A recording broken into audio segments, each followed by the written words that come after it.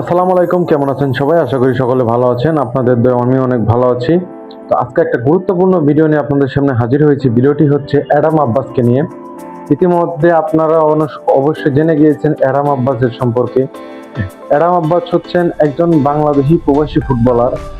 তিনি Manchester United এবং Burnley অনূর্ধ্ব 18 দলের হয়ে খেলেছেন। তার মা হচ্ছেন বাংলাদেশি এবং তার বাবা হচ্ছেন জামাইকান বা নাইজেরিয়ানে বলতে পারেন।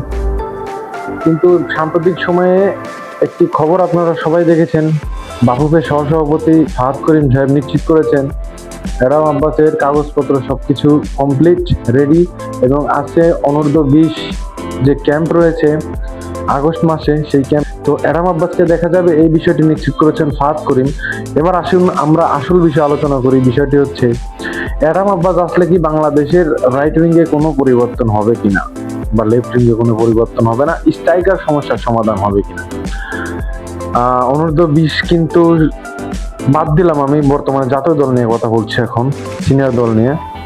তো অনূর্ধ্ব 20 বাদ দিয়ে আমরা এখন সিনিয়র দল নিয়ে কথা বলছি। সে বিষয়টি হচ্ছে সেখানে কিন্তু অলরেডি কিন্তু স্ট্রাইকার পজিশনে আছেন ট্রেভর ইসলাম এবং রোনান সুলিভানকে নিয়ে ধুমধারাক্কার কথা হচ্ছে। আবার ওদিকে লেফট উইঙ্গার কেউ রাইট উইঙ্গারে আছেন ফাহমিদুল ইসলাম, আবার অ্যাডাম আব্বাস যোগ দিচ্ছে। এটা দেওয়ার ফলে কিন্তু বাংলাদেশের অনেকটা উপকার হবে বলতে পারেন। আর অ্যাডাম আব্বাস যে মাপের খেলোয়াড়, তার ভিডিও ক্লিপগুলো আমি দেখেছি, সে দুর্দান্ত বল পাসিং করে, ডিবলিং করে, সবকিছু করেন। অনেক সুন্দর খেলে থাকেন অ্যাডাম আব্বাস, আমরা সবাই জানি।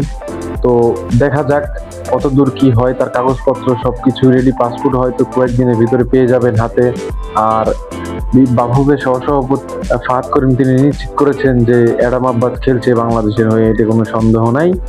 আর অনূর্ধ্ব 20 দলের যে ক্যাম্প রয়েছে আগস্ট মাসে, সেই ক্যাম্পে কিন্তু অ্যাডাম আব্বাস ডাক পাচ্ছে।